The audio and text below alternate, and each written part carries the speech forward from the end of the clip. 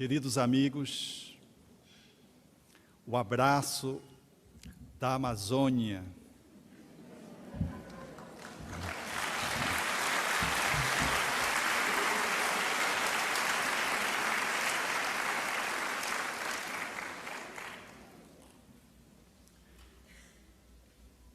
Se Jorge André estivesse aqui, ele diria, por certo, depois do ágape, o cafezinho.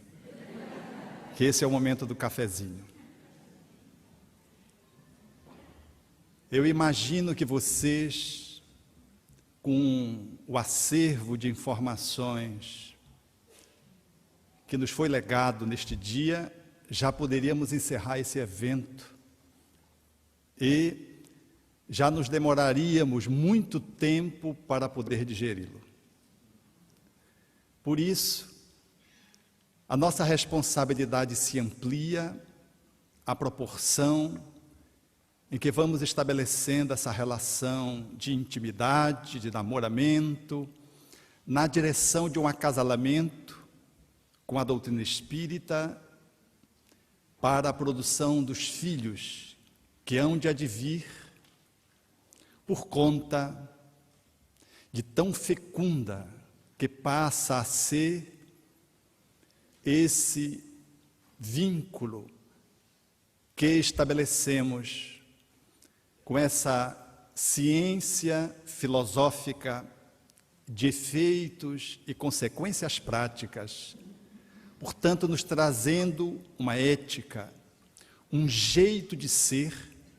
É inevitável que com os filhos surja uma grande família, assinalando a nossa vitória sobre nós mesmos como resultado deste grande encontro.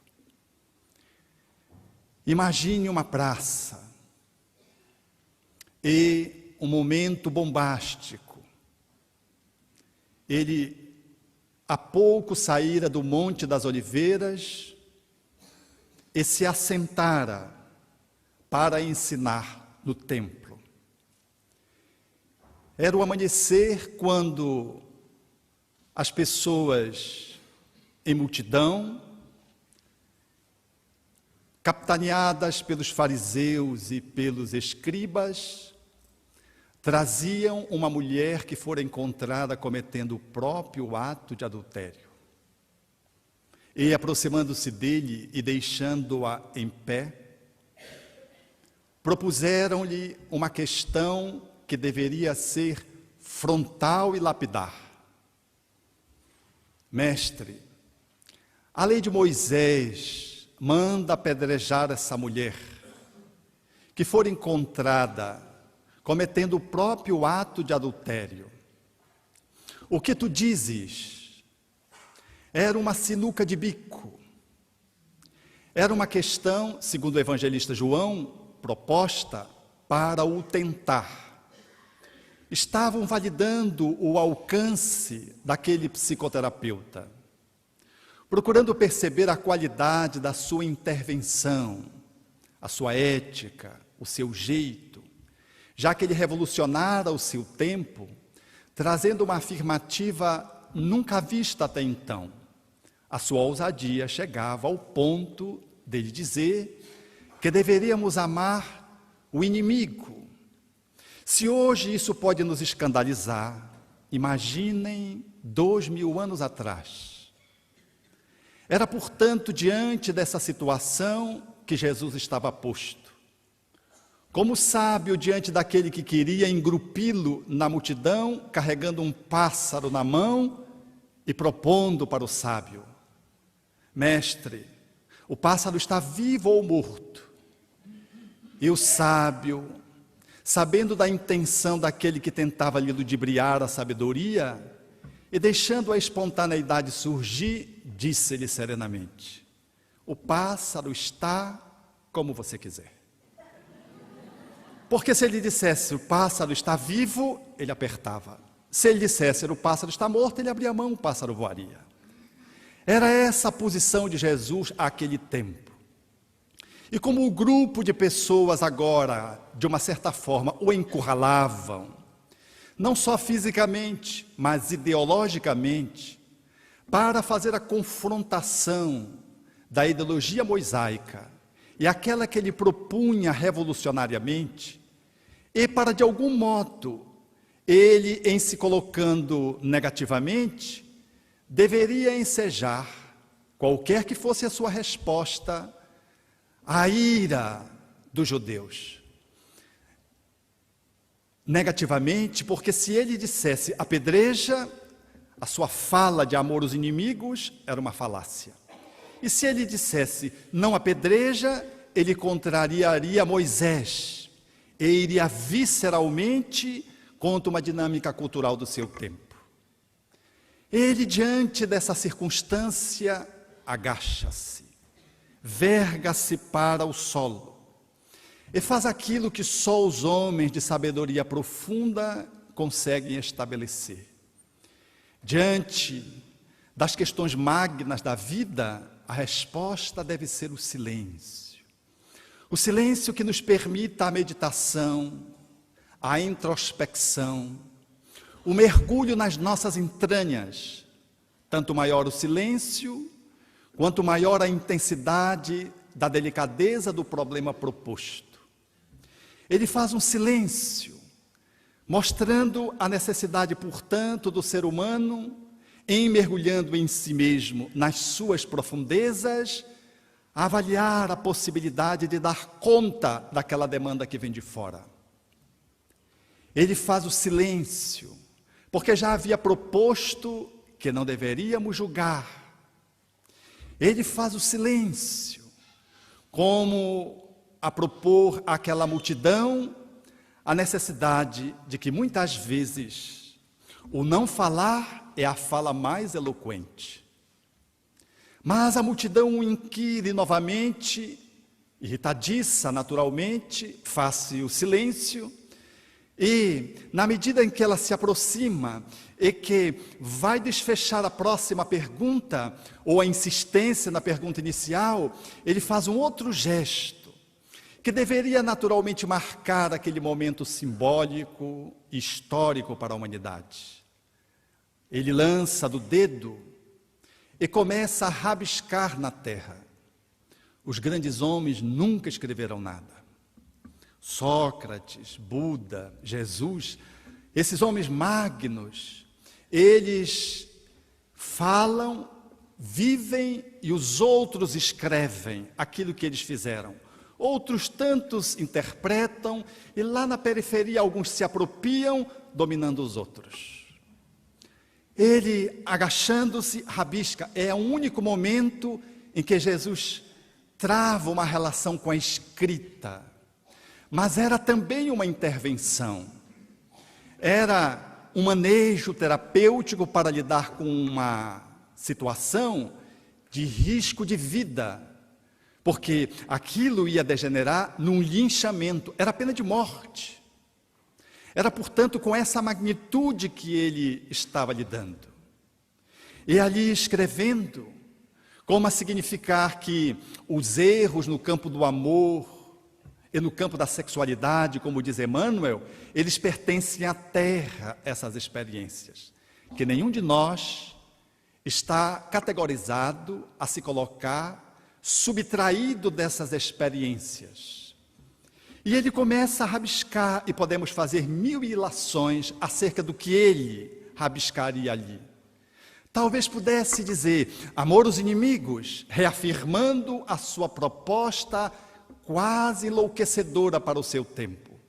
Mas talvez escrevesse de uma forma mais delicada em relação àqueles que o viam e viam, indulgência, misericórdia, perdão, paciência. Era, portanto, uma intervenção que sinalizava para a conta da luz. Um grande terapeuta, ele não pode estar só focado na doença. Um extraordinário religioso, ele não fica focado só no pecado. Um magno pedagogo, ele não se prende apenas no erro. É necessário que, portanto, vejamos a saúde e a sanidade Importante que vejamos a santidade e é importante ver o potencial de aprendizado do aprendiz. Ele fazia alusão, portanto, à necessidade de nós mergulharmos naquilo que há de melhor em nós. Era uma conclamação às nossas possibilidades, que já deveriam estar atualizadas. Era um chamamento para aqueles que o circundavam, acerca da luz que eles já conseguiriam sequer carregar e poderiam, portanto, usá-la.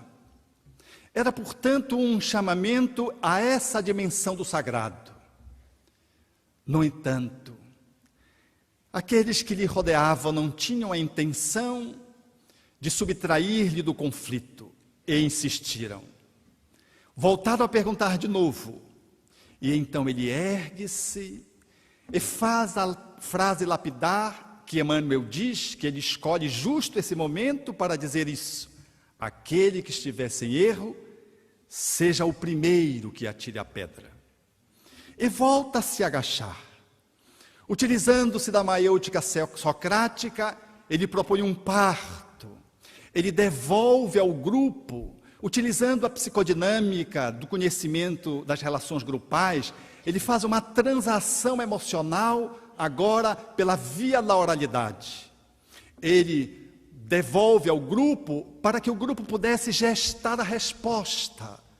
Era fácil indagar, perguntar, mas era muito difícil se responder-se. Era muito difícil responder-se. Essa proposição, portanto, ela causa um impacto no grupo, porque ele volta, agacha-se e começa a rabiscar de novo. Faz-se um novo silêncio. É natural que a sua escrita já não seria mais aquela da primeira intervenção, que não lograria êxito. E poderíamos aqui elucubrar de que agora ele poderia estar escrevendo. E o adúltero? Porque se a mulher foi flagrada cometendo adultério, havia um homem com ela. E a lei do Deuteronômio e do Levítico era clara. Quando se encontrasse essa situação de adultério, o homem e a mulher deveriam ser apedrejados na entrada da cidade para que servisse de exemplo. Mas aonde estava o homem que escorregou com a mulher? Aonde estava, portanto, essa peça que deveria fazer parte de todo aquele processo jurídico que não constava naquele momento? Era uma sociedade extremamente patriarcal, com alta dose de preconceito com a mulher. E por que só a mulher? Aonde estava aquele que adulterou com ela?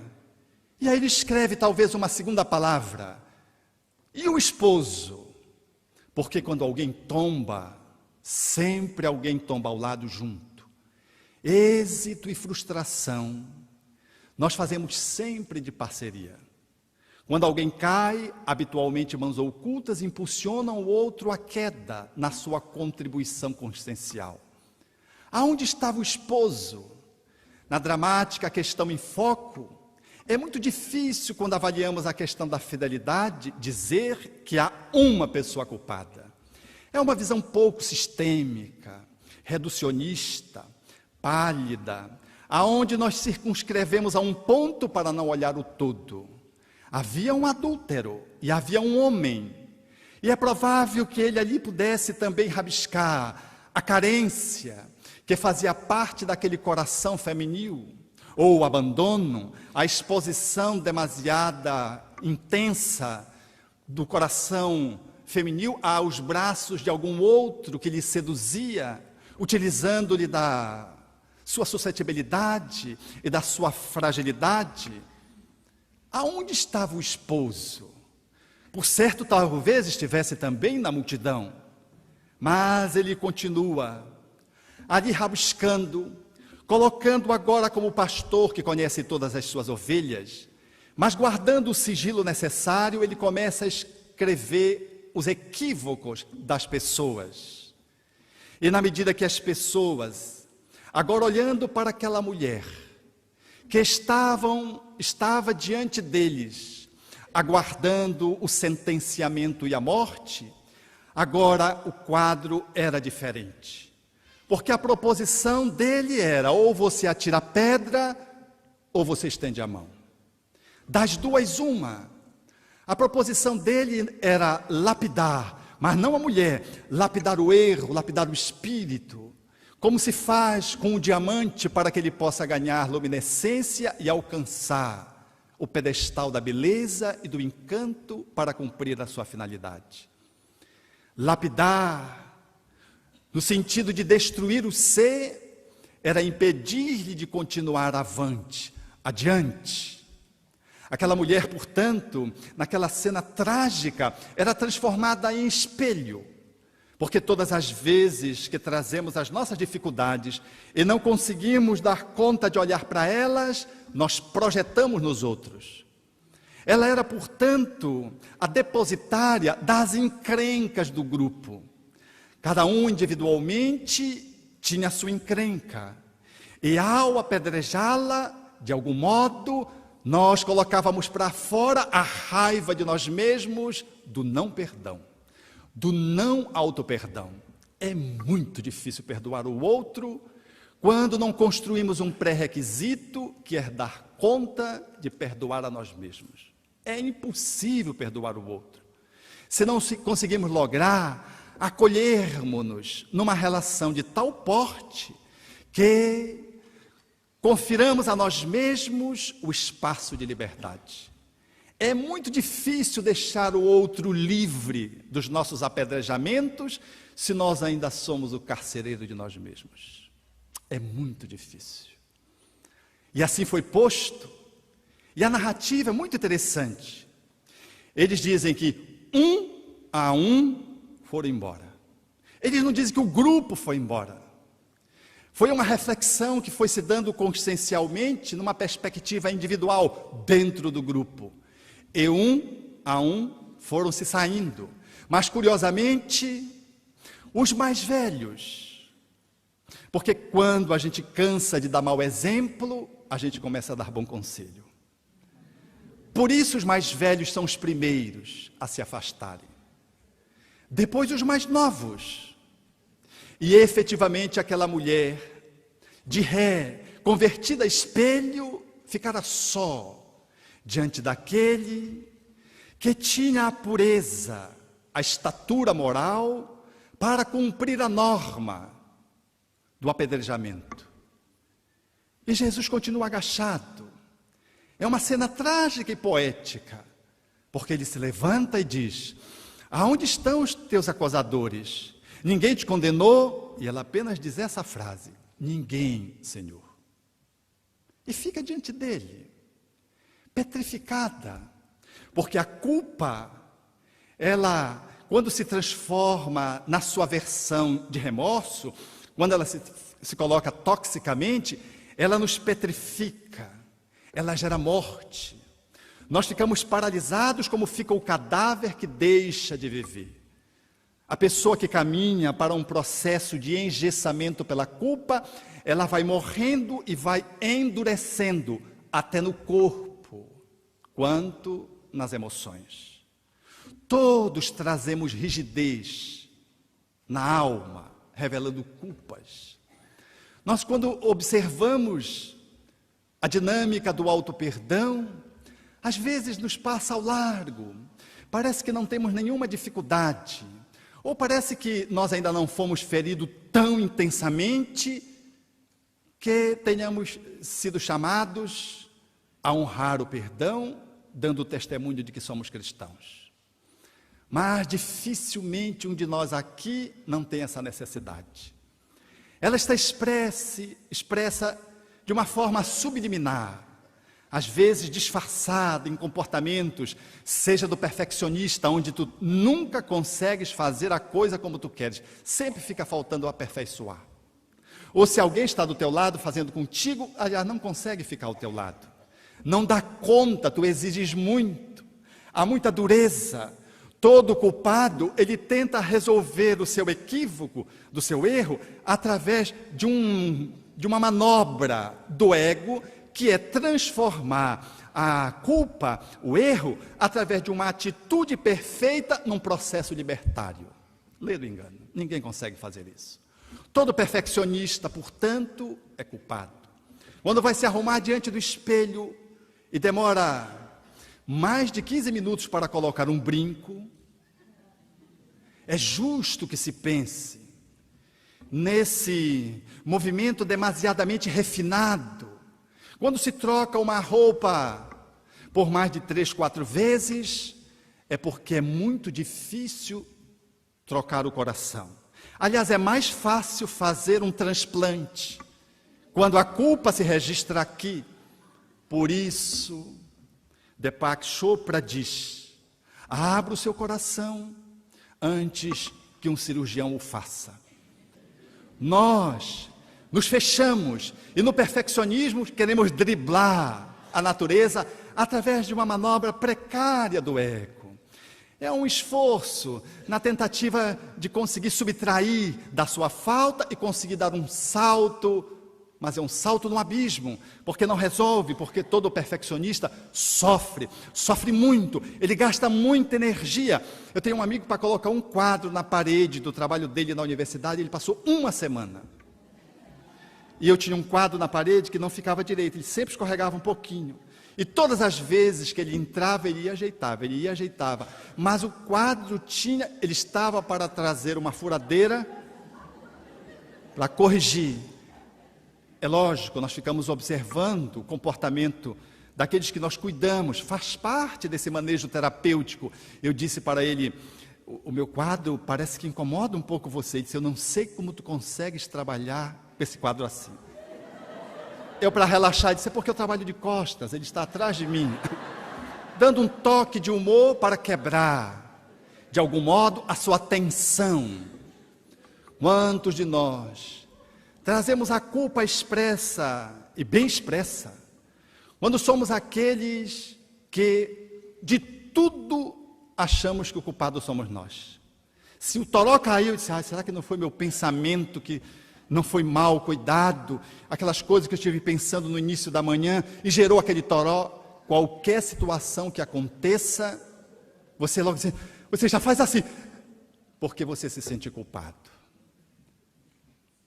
E declara-se, muito embora não seja, um acidente que aconteça à distância, você busca uma conexão, até chegando no nível psicopatológico. Não, aquele avião caiu porque eu sonhei que o avião caía, e você se sente culpado.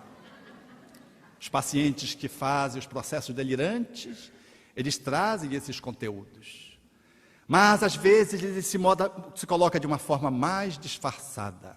Eu tenho que. Todas as vezes que usamos essa expressão, isso é um comando psicológico revelando culpas. Eu tenho que. Não, eu escolho. Não, eu opto. Eu tenho que. Eu me empurro para o comando, eu tenho que fazer isso. Eu preciso fazer isso. Muitas vezes revela um ego demasiadamente culpado, trazendo registros dessa ou de outras encarnações, e ele é regido por esse script de culpa. Quantos de nós pedimos desculpa para todo mundo e de uma forma exagerada? Nós não conseguimos dizer não quando nos pedem as coisas. Sempre dizemos sim, porque dizer não mexe com a nossa culpa. Somos um prisioneiro que temos que estar em regime de escravidão, atendendo a tudo e a todos, mesmo sabendo que é sobre-humano e é inadequado. Aqueles que não sabemos dizer não, trazemos dentro de nós muita culpa, que estão às vezes sepultadas na bênção do esquecimento, para que, como diriam os espíritos Allan Kardec, o espírito mais senhor de si mesmo, ele possa dar conta de se apropriar da sua vida e começar a elaborar esses conteúdos conflitivos, estabelecendo um salto quântico no âmbito do seu aperfeiçoamento espiritual. É assim que todos estamos culpados, e não se sintam culpados por isso. É apenas um convite a que a gente abra o coração para nós mesmos, de que a gente não precise de um homem ou uma mulher espelho para se ver. Tudo aquilo que tu criticas azedamente nos outros, ou tudo aquilo que te incomoda demasiadamente, está em ti. Numa linguagem de grupo, na ciência dos grupos, disse: bateu, doeu, leva que é teu. Tudo que você ouviu na palestra, que você achou que o expositor quis cutucar sua ferida e você ficou chateado com ele, pode levar para casa, é seu. Qualquer deficiência,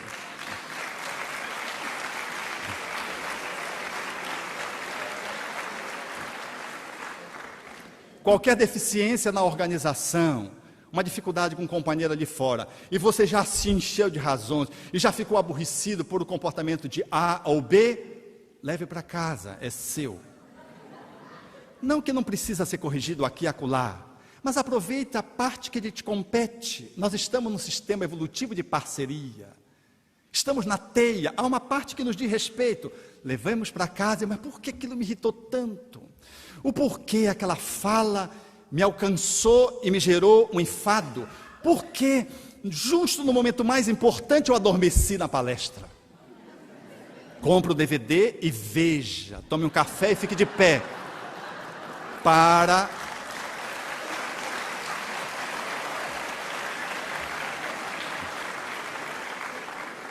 não se subtrair à possibilidade de olhar-se. Porque se nós não resolvemos essa questão nessa direção, nós vamos continuar apedrejando os outros e esquecendo de que somos nós quem precisamos dar a mão para ser levantados. A maldição que jogamos nos outros é a necessidade da bênção que precisamos para nós mesmos. Por isso Jesus ficou ali, no meio da praça, de pé. Metaforicamente, poderíamos estar percebendo que aquela mulher congelada numa culpa de um ato que estava posto em nível de consciência, portanto, ela estava lúcida acerca do ato que tinha acontecido momentos antes, e portanto, era um ato que frontalmente lesava a normativa mosaica. Ela estava, portanto, ali naquela postura de quem é a ré confessa agora, já que todos foram embora. E ela estava paralisada, porque a culpa, ela tem esse condão de nos enfeixar no cárcere. Seja as culpas de atos recém-cometidos, seja as culpas longínquas, que emergem do nosso consciente profundo a céu aberto e fazem-nos entrar num surto psiquiátrico e desenvolver desde a adolescência, na adolescência, uma esquizofrenia do tipo hebefrênica, com possibilidades de uma desagregação e de uma recuperação precária, porque o próprio processo vai ser um processo terapêutico de vida.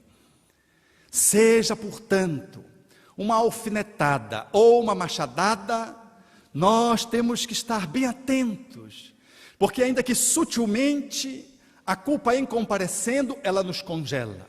Às vezes a ação ela é imediata e revela de que nós precisamos estar agora atendendo aquele conteúdo que emergiu naquela circunstância e logo dando conta para que ela não se alastre nos seus efeitos negativos na nossa saúde.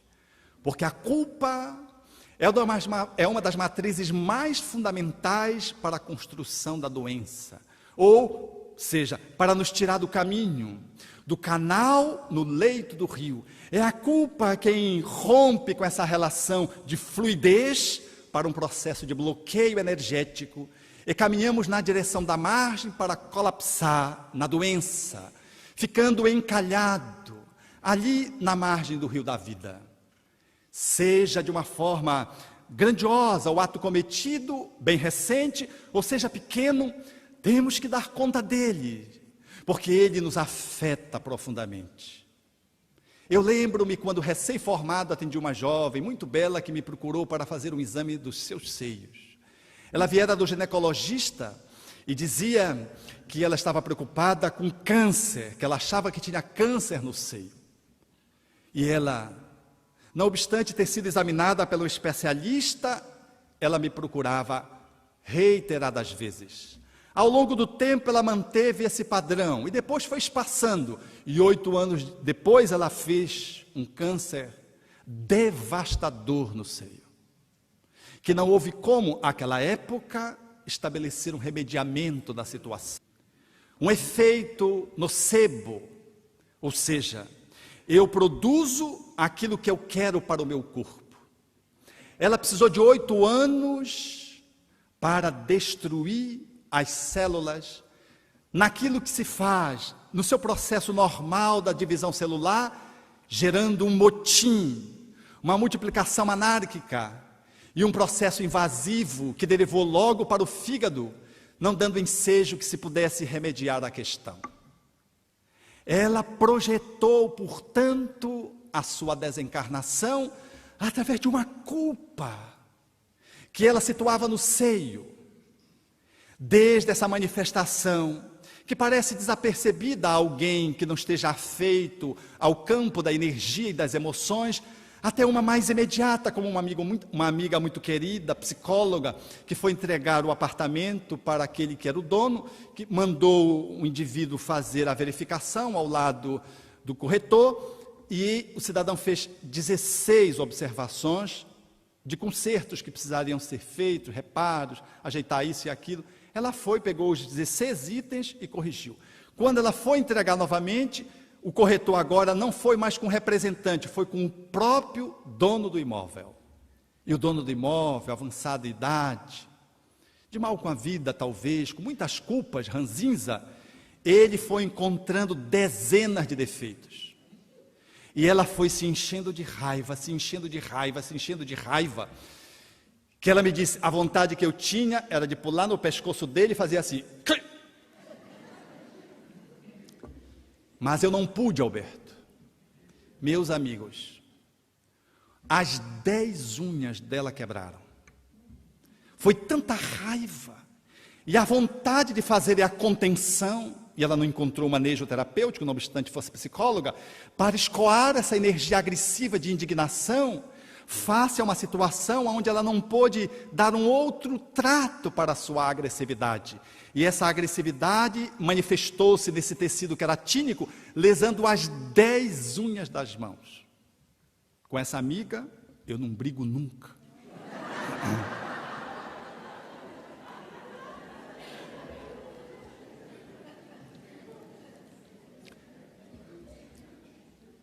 A culpa nos afeta, é inevitável.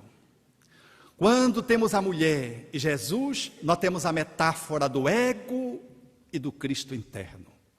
Porque só há verdadeiro perdão quando mergulhamos além do ego. Porque o ego é uma estrutura que compõe a nossa personalidade, comandando a nossa vida psicológica. Criado a cada encarnação, temos egos e egos submersos nas nossas existências anteriores. E ele não é suficientemente forte para dar conta de trabalhar as nossas culpas tóxicas. Esse ego que já traz em si mesmo processos dolorosos da infância, quando traz lesões na sua história pessoal, na sua história de vida atual, e que se sente frágil, inseguro, como é que ele vai dar conta de lidar com uma culpa? Só abrindo mão dessa instância egóica e fazendo um mergulho para permitir que o nosso Cristo interno, na praça pública das nossas experiências evolutivas, possa comparecer para que possamos ganhar mobilidade. Sair daquele estado de congelamento, porque toda pessoa culpada, ela vive o dilema do aprisionamento no passado, em que a culpa lhe segura, e a ansiedade de caminhar pelo futuro, porque ela vai se sentir ameaçada de ser castigada. Ela vive, portanto, ou no passado ou no futuro, e ela rouba-lhe o presente. O ego é tão frágil que, não conseguindo lidar com a culpa, ele subtrai o presente. Nós perdemos o gosto de viver. Deixamos de saborear a vida e não damos conta de ir adiante. O ego, naturalmente, ele que precisa abrir espaço para que essa dimensão crística, ela possa aos poucos tutelá-lo. Porque em nível egóico, através do nível egóico, nós vamos precisar trabalhar aquela dificuldade. que lembramos, cometida agora ou lá atrás, na infância, mas o ego sozinho, ele não dá conta. Ele é uma instância, uma dimensão do nosso ser precária para lidar mormente quando o ato lesivo foi grandioso. Quando você efetivamente cometeu uma lesão importante, é muito difícil. É mais fácil você deprimir se você ficar no ego. É mais fácil você fazer um surto e desequilibrar se você insistir com a sua estrutura egóica para lidar, por exemplo, com um filho que você esqueceu no carro e ele morreu sufocado. É mais fácil você surtar, admitir que você ultrapassou uma preferencial, mas que você não se deu conta e que ao ultrapassá-la, o seu ente querido ficou lesado gravemente para o resto da vida. Ou houve uma desencarnação no acidente. O nosso ego, portanto, ele não dá conta. É necessário que ele abra espaço para que o Cristo interno compareça. Então, essa metáfora da praça, ela nos convida, portanto, a um movimento. Porque o Cristo interno, o Cristo, à época, diz: eu também não te condeno. Vai e não tornes a pecar. É bonito esse momento, porque ele não lança a mão do julgamento, não estabelece nenhuma condenação, muito menos o sentenciamento. Mas ele não fica inerte, passivo, em cima do muro. Ele assume uma posição ativa e diz: eu também não te condeno, eu não te julgo. Um homem que demasiadamente se ama é capaz de amar o outro até o limite do infinito. Foi isso que Simão Pedro, diante de Tiago e Paulo, que encrencavam acerca do judaísmo, no confronto com o cristianismo nascente, estavam presos nas querelas da carne, da circuncisão, e quando o movimento cristão, na fala de Emmanuel, no livro Paulo e Estevão, ele ameaça se fissurar, Paulo pergunta qual era a opinião de Simão, e Simão diz: no momento mais difícil, eu fui capaz de negar o mestre 3 vezes. Tenho avaliado a infinitude da misericórdia divina quando compreendo os abismos das minhas imperfeições. Paulo, comente a mensagem. Essa é a nossa postura. Quando alguém começa a banhar-se de amor, não estabelece nenhum movimento que possa ser de cerceamento. Não coloca o dedo na ferida. Não introduz, portanto, o aguilhão. Pensa, cura, remedia, dando condições para que aquele possa fazer o seu movimento de autorrecuperação. Ele não diz para ela que estava tudo bem. Ele diz: vai e não tornes a pecar. Em grego, a palavra pecado significa amartia, alvo. Aquela mulher tinha errado o alvo, queria ser feliz, mas não deu conta. Escolheu uma atitude infeliz, colidiu com as leis naturais do amor. Então ele propõe: vai e tenta de um outro jeito, não voltes a errar. Esse jeito não está bom, mas vai, sai da inação, caminha. Essa é uma proposição, portanto, que gera prospecção, atividade, dinamismo.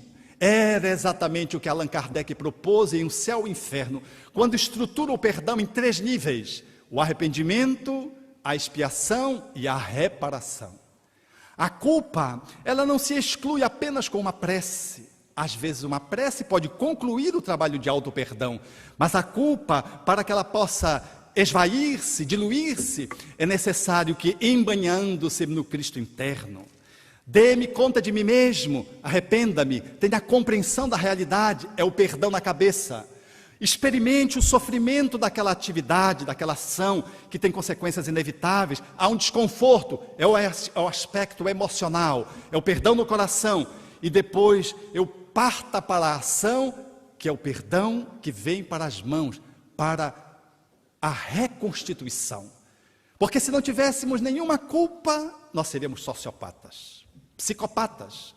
Então a culpa, dentro do ponto de vista humano, ela é perfeitamente normal, mas o remorso é completamente improdutivo. Por isso Kardec utiliza o arrependimento, é muito bela a abordagem do codificador, nos ensejando um olhar psicológico inteiramente diferenciado. O perdão na cabeça, o arrependimento, a expiação no coração e o perdão nas mãos como uma ação reparadora. Aquele que age inadequadamente, que equivoca-se, muitas vezes apenas um pedido de desculpa é suficiente, mas às vezes ele precisa de 1 ano, às vezes ele precisa de 10 anos, às vezes ele precisa de uma encarnação para reparar. Dependendo do grau da sua atividade lesiva e do grau de amor que ele reúne dentro de si mesmo, ele vai precisar de um tempo mais ou menos para diluir aquela culpa. Por isso, caríssimos amigos, o Cristo interno na praça pública das nossas experiências de ensaio e erro, procurando acertar o alvo, ele precisa comparecer para vitalizar o nosso ego, a fim de que ele se estruture e possa fazer a resolução dos conflitos com um aprendizado responsavelmente. Auto-perdão não é uma atitude de submissão ao erro e de conivência com atitudes baratas, dizendo, eu me perdoo. Isso é mecanismo de esquiva do ego para não assumir a responsabilidade. O auto-perdão vem das entranhas e eu assumo aquele conteúdo e parto para a resolução dele, centrado na matéria-prima do auto-perdão, que é o amor. Só o amor é capaz de estruturar o perdão. E só o amor logra me permitir, em me perdoando, perdoar o outro. Não foi sem razão que Jesus disse, reconcilia-te com teu adversário. Emmanuel, analisando, diz, é necessário que primeiro nos reconciliemos com nós mesmos, para depois irmos diante do agressor, do adversário, que pode ou não se reconciliar conosco. E se ele não quiser, aí o problema já é dele, a escolha dele. Você está livre diante da consciência cósmica. Desse modo, o auto-perdão é esse mergulho nas nossas entranhas, para resgatar a claridade que somos, como propõe os espíritos Allan Kardec na questão 88, de que o espírito é clarão, é centelha, para que ele compareça, estruturando o ego, e nós, através de múltiplas possibilidades escolhidas, saibamos diluir as encrencas, construindo um novo aprendizado e fazendo o nosso movimento de autoiluminação. Todos somos chamados ao perdão dia a dia, e por isso o perdão é um caminho para a saúde. Haja vista que nós, quando recitamos o Pai Nosso, proposto por Jesus no Sermão da Montanha, nós repetimos o perdão como ingrediente do cotidiano, porque o perdão pode ser uma ação circunstancial, mas fundamentalmente o perdão é um jeito com que você tece o amor na construção de um novo jeito de lidar com a vida. Ele passa a ser, portanto, mais um processo do que somente um ato. Ele passa a ser um hábito, ao invés de um ato, um hábito de caminhar, também um ato. E esse hábito de caminhar vai nos remetendo na autossuperação, à conquista de nós mesmos e a possibilidade de desfrutarmos do aqui, do agora, do presente, como uma dádiva, e podermos lograr experimentar novos ensaios, porque a gente não sabe o que nos espera no dia de amanhã, para, acumulando esses conteúdos internos, diante de uma confrontação dantesca, ainda assim, possamos lograr vencer num determinado tempo, porque conseguimos reunir tanto amor nos nossos corações, que nada haverá de nos deter. E se não ainda conseguimos, basta que nos respondamos uma pergunta: qual é a direção? Se eu estou no caminho, é questão apenas de tempo. Mas se eu estou paralisado, eu preciso fazer uma reflexão mais profunda.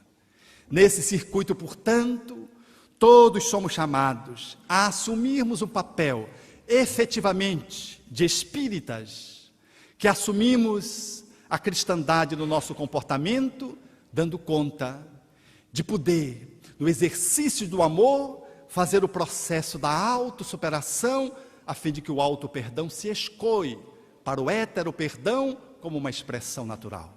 E aí, talvez, possamos entender e cantar com louvor os versos de Maria Dolores, que propõe através de Chico Xavier na Cantiga do Perdão, quando nos sensibiliza para que possamos fazer esse olhar para a natureza a fim de capitalizar o amor na operação do perdão. Não duvides, amigo, por mais se expandam lágrimas contigo, todo lamento é vão.